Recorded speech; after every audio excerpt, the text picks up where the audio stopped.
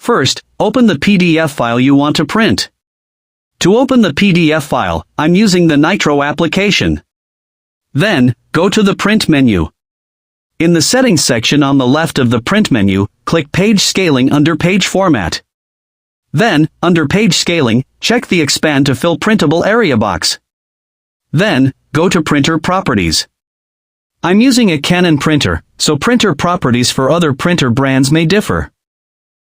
In Printer Properties, select Page Setup, then under Page Layout, change from normal size to fit to page. Then, go to the Quick Setup menu, change the paper size from A5 to A4. Then, click OK to save the settings, and click Print to proceed to printing. You can see the results. So, how easy was it? I hope this tutorial is helpful. If you have any questions, please leave them in the comments section. See you in the next video.